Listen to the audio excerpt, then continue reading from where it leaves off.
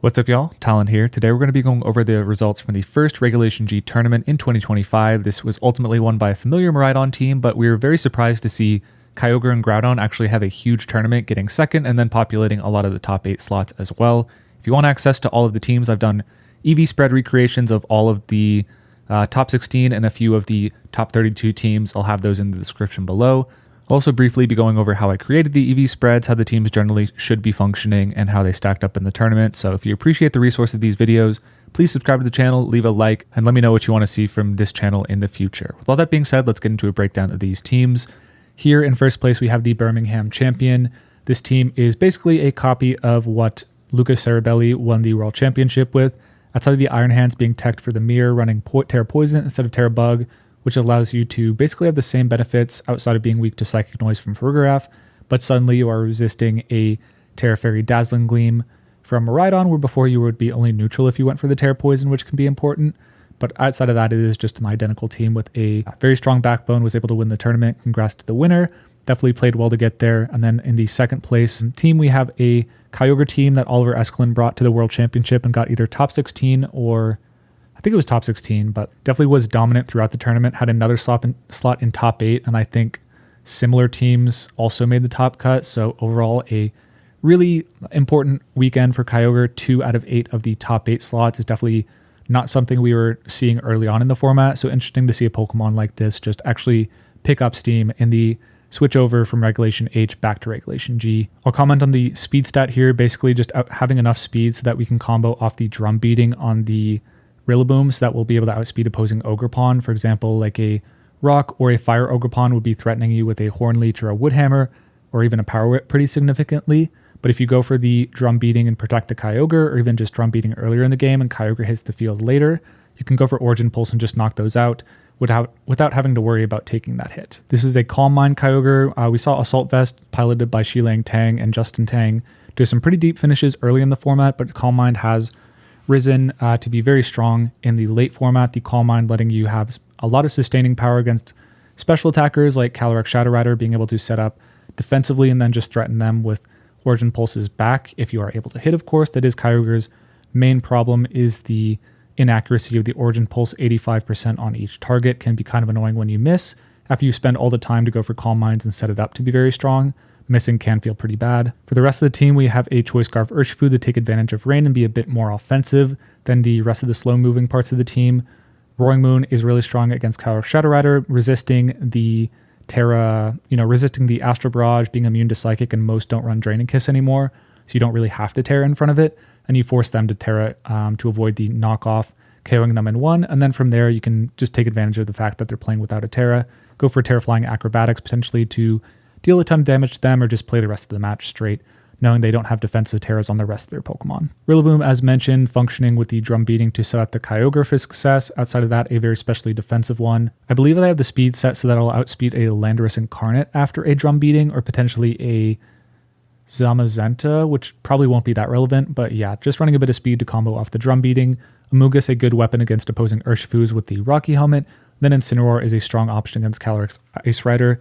Ignoring Amoonguss with the safety goggles and being able to go for a Will-O-Wisp to force the Calyrex Ice Rider to go for a Terra Fire really makes it easier for Kyogre to beat it in the late game with Origin Pulse. Once again, congrats to Oliver on another deep run with the Kyogre team, definitely one of Regulation G's strongest players and Kyogre's best pilot thus far. In top 4, we had a big finish for Terapagos. I don't think the Calm Mind Terapagos had been doing particularly well in Regulation G before the World Championship, but it had some good finishes at Worlds and it's continuing that momentum here.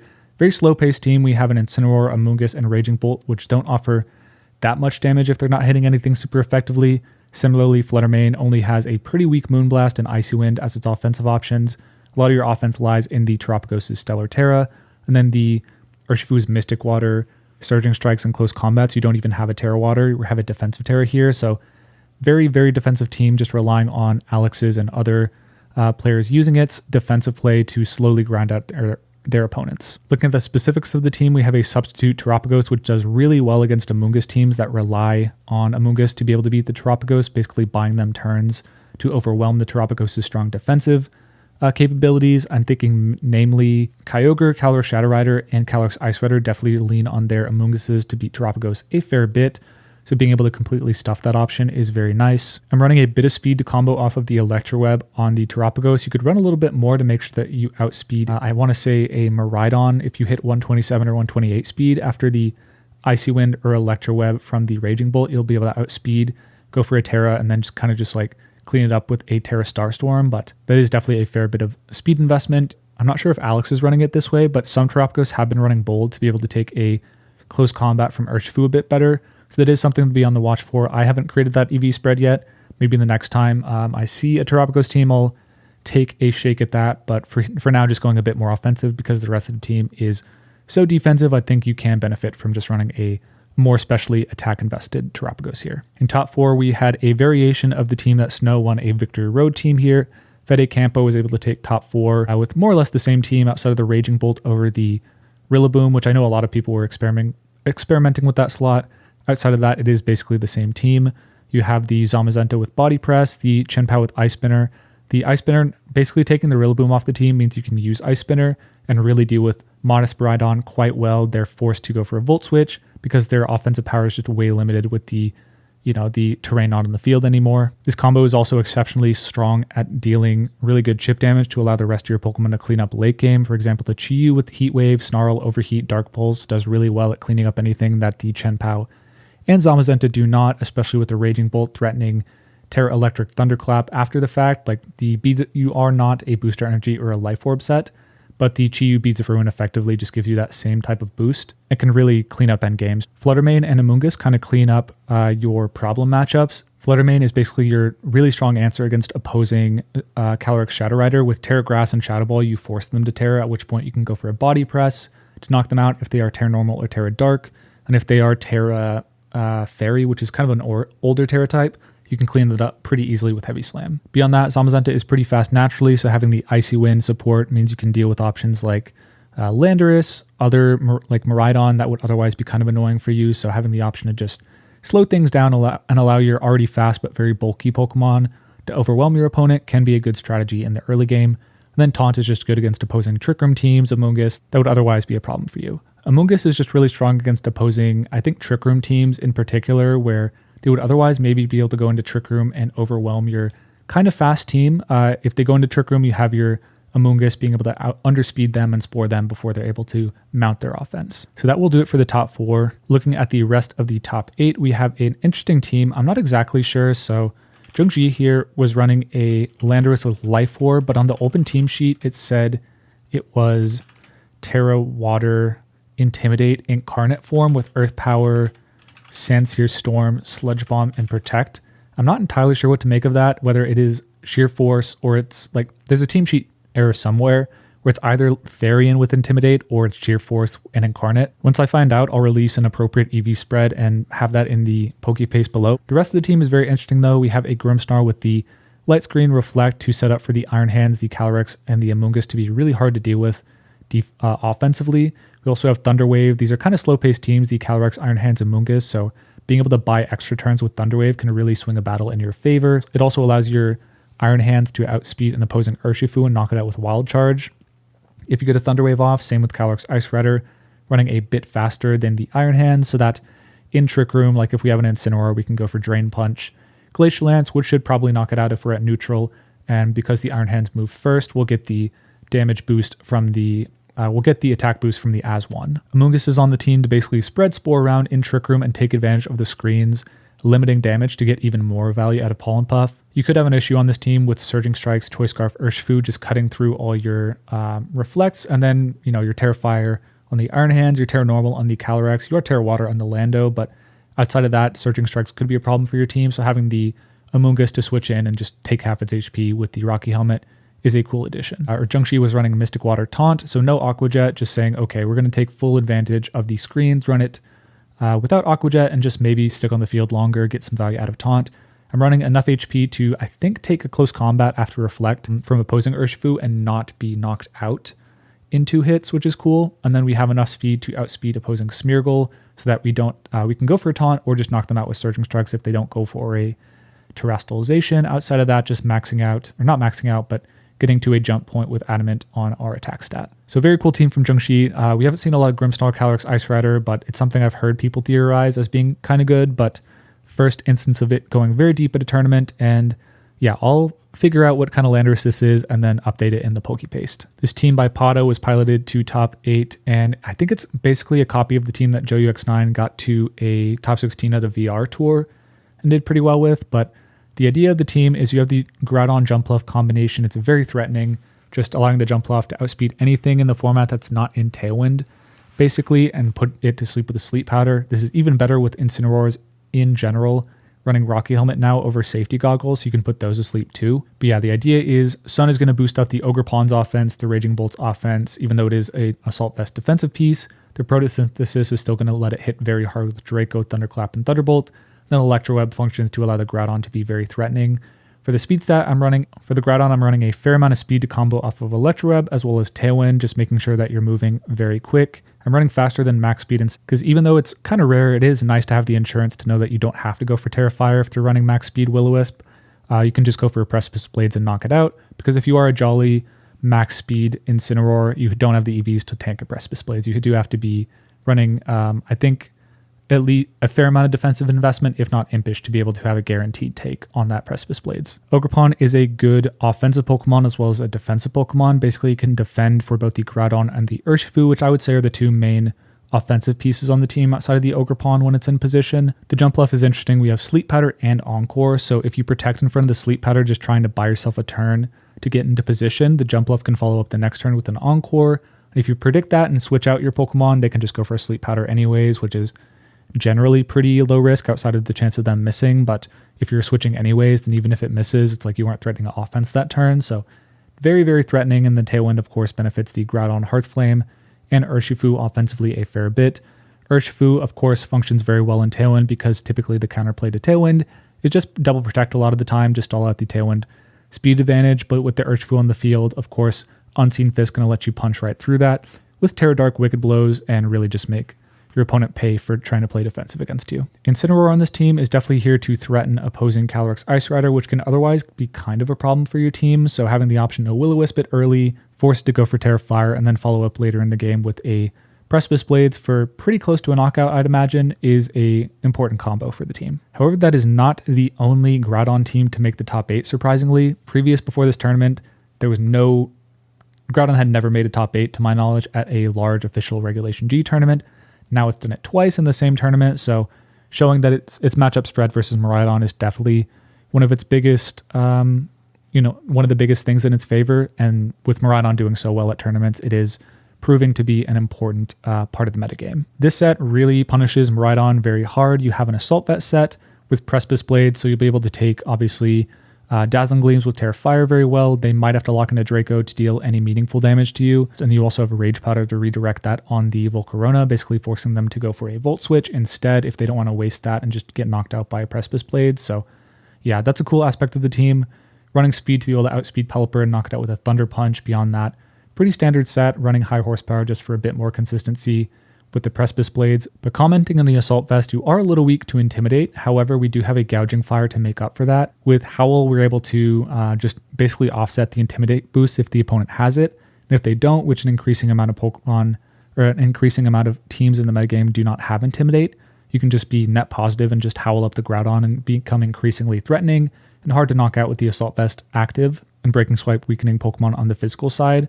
And yeah, this is like one of one Gouging Fires in the tournament to make day 2, and it made it all the way to the top 8. So maybe a Pokemon that people are sleeping on the Groudon compositions. Big finish for it. This team is very physically oriented, and it wouldn't be complete without a Sword of Ruin Chien-Pao. Terrastellar here is actually incredibly threatening with the Howl boost on the Gouging Fire, just dealing crazy damage with those one-time boosts on all its moves. Pretty notable on Sacred Sword. You'll actually be able to, I imagine, knock out an Incineroar after Howl and then Sacred Sword, or Terrastellar Sacred Sword, which is good just because it can be kind of pesky. Even though you do have the Howl to offset it, it would be ideal to knock it out sooner rather than later. Last physical attacker on the team is a Choice Banded Urshifu. Whether you're going for Wicked Blow, Close Combat, or Sucker Punch, after a Howl, you're doing insane damage with this Pokemon, and you just can't defend against it because of the Unseen Fist. You also have Tailwind on the Volcarona to make sure that you get the speed advantage on the Urshifu to make sure you're just taking those knockouts. Rage Powder to redirect if you can't get the Tailwind up. Then running a bit of speed to outspeed opposing Urshifu, go for Will-O-Wisp and weaken their offensive potential. And then Heat Wave as your main offensive attack just to spread damage for the rest of your strong single attackers to clean them up later. Last Pokemon on the team is another priority user. We have Chien-Pao, Sucker Punch, Urshifu, Sucker Punch, and now Thunderclap from Raging Bolt. Definitely a team that even if you don't take a knockout with the extremely powerful attackers, you can just clean them up with the next guy in the back. All right, that was the top 8. So yeah, pretty incredible to see 2 Kyogre and 2 Groudon in the top 8, one making finals ultimately after they had a pretty quiet Regulation G overall. So definitely not just a rehash of Worlds. The metagame is definitely progressing a lot more than we would have expected after there was so much work put into optimized teams for Worlds. Looking briefly at the rest of the top 16, we have a similar team to the one Luca Cherubelli won the World Championships with, outside of the Iron Leaves and the Incineroar over the Farigiraf and the Ogerpon Hearthflame. Iron Leaves is definitely a more offensive piece on the team, with the Psyblade benefiting from the electric terrain, Quark Drive benefiting the Iron Leaves to be able to outspeed things like Miraidon and Calyrex Shadow Rider, and Terra Normal to be a potential answer in the Shadow Rider matchup. And then Incineroar on the team is your main defensive Pokemon. You have Assault Vest to be able to tank hits on the special side. Basically just a Pokemon that can pivot in and out to allow your Miraidon to keep terrain control, and also allow the Iron Hands to get opportunities with Fake Out to go for Swords Dances. We have an Electric Seed set with Swords Dance, Drain Punch, and Thunder Punch. After the Quark Drive and a Swords Dance, you're just going to be so hard to knock out. You just start Drain Punching things. They can't really take KOs into you because you're just dealing like 70 to 100% of their HP and healing up a lot of that, any damage that's dealt to you back. So a very different take on Miraidon, but a strong one nonetheless that was able to take the top 16 finish. Here we have a Kyogre team, which was piloted top 16. I think more or less the same team as the one that Oliver took finals with, but the Iron Jugulis over the Roaring Moon is notable in that with Roaring Moon, you have to go for a Terra Flying Acrobatics to knock out an Urshifu. With the Iron Jugulis, you just naturally can with Hurricane and Rain, and the Booster Energy to outspeed it, so that's cool. And then Snarl is a potent option against opposing Calyrex Shadow Rider. Whether they're Covert Cloak or not, Snarl does a lot of damage and forces them to Terra, which in and of itself can be pretty valuable. Beyond that, pretty much the same team, don't want to go into too much detail. And then we had a couple of top 16 Calyrex Ice Rider teams. A lot of the sets are very standard. A Focus Sash Urshifu, Booster Energy, a Raging Bolt, Rillaboom, Assault Vest, Amoonguss with a Rocky Helmet. Clear Smog's interesting because it lets you deal with Dondozo, and to an extent, it's actually pretty strong against Zamazenta if you can force them to Terra. But the most interesting part of this team is the offensive Farigiraf. I've taken the EV spread from Wolf's Worlds video, actually, just allowing you to take a Draco Meteor from Life Orb or Booster Energy Raging Bolt, and then get the Trick Room up. We have a Hyper Voice Throat Spray set running mid speed to combo off of the Calyrex Ice Rider. Basically, if you get Trick Room up, Farigiraf can kind of knock something low, and then Calyrex Ice Rider can follow up with the Glacial Lance for the KO, and then with that, you just get the boost on the attack, which is cool. But even more offensive on the next team. This team, I believe, went 8-0 in the first day of competition, and then ultimately lost in the top 16, but very similar. Clear Smog, Raging Bolt is Terra Poison on this one to be able to deal with Zamazenta a bit better. Urshifu, Stellar, Fire, Calyrex Ice Rider, same Rillaboom, but the Farigiraf is where things really deviate. We're running Life Orb here, so a lot more immediate power. And you can run Terra Dragon here. Strong defensively against opposing Rillaboom, Urshifu, and Ogerpon Hearthflame. And then offensively, you can run Terra Blast. So if you don't have your Terrestrialization used, it's just a strong single target normal move, which you have Stab on. If you forced a Terra Dragon out of an opposing Zamazenta with your Urshifu Rapid Strike early game, you can basically go for a Terra Dragon, Terra Blast late game and just knock out an opposing Terra Dragon Zamazenta. That's pretty cool. It's kind of a problem Pokemon for Calyrex Ice team, so having this option to deal with that if Raging Bolt isn't something you want to be bringing to those battles is cool as well. Outside of that, very standard teams making up the rest of the top 16. We have a pretty much the standard Calyrex Shadow Rider team. Don't want to go into any detail here, actually. Just the 6 most common Pokemon on these compositions. Sometimes we'll see a Clefairy or an Amoonguss over the Hearthflame or the Rillaboom, but most of the time it is just this 6. So just a strong team piloted by a good player, made it all the way into the top 16. We have this team, which is kind of similar to Fede's team, except instead of the Chi-Yu, we have an Entei, so kind of a splice between Snow's take on the archetype as well as Michael Durbesti's World's top 4 team, but all the details on the rest of the team are the same, with the Zamazenta, Chien-Pao, Rillaboom, Flutter being exactly the same, maybe a different Terra type, and Clear Smog on the Amoonguss. And then the Entei here running a Terra Normal set with Choice Band, Inner Focus to combo with the Sword of Ruin on the Chien-Pao to clean up games or just do a lot early. And then oftentimes you'll just be locking into Sacred Sword to have incredible damage output as well as burning physical attackers is really annoying. and then Stone Edge to deal with opposing Incineroar, and then Flare Blitz as an option if you don't want to go for Sacred Fire. It's a little bit more base power, and more importantly, cannot miss. And then last up, there was one more team that was able to make the top, the top 19, I believe it was. That wasn't a duplicate team. This team lost in the top 32 play-in, but ultimately was one of the cooler Calyrex Ice teams. It has Regieleki with Choice Band Urshifu as a potent offensive mode outside of Trick Room. Choice Scarf Lander is also strong in the Miraidon matchup to do similar things, just being able to threaten them offensively before Trick Room is up. And if they go into Trick Room or you go into Trick Room with the Indeedee and Amoonguss mode, you can just go for Glacial Lances and just sweep them that way. But it's pretty cool. Definitely one of the stronger teams against Miraidon that I've seen in this format. We both have the ability to override terrain and then start going for spores, which most of the Miraidon teams can't handle. We have a fast Pokemon that can threaten the Miraidon in or out of Terra with Earth Power and Terra Poison Sludge Bomb. And then Regieleki plus Wicked Blow is also just strong against a lot of the supporting Pokemon on the team. I didn't comment on it, but it is an important aspect of the team. A lot of them, we don't really have an Ice Resist on this team at all outside of your own Calyrex. So to compensate for that, we have an Imprison, Glacial Lance, High Horsepower, Calyrex Ice Rider. This basically limits the ability for them to bring their Calyrex Ice Rider if it's slower. If you get the Imprison up first, they're going to have a miserable time basically just being able to go for Protect on their own Calyrex, unless they're the rare close combat set. Zooming out though, this was my coverage on the Birmingham Regional Championship. Provided EV spreads for pretty much every team in the Top Cup. Hopefully that is a useful resource to anyone preparing for locals or for upcoming larger official tournament. If you enjoyed the video, please subscribe to the channel. And with all that being said, peace y'all.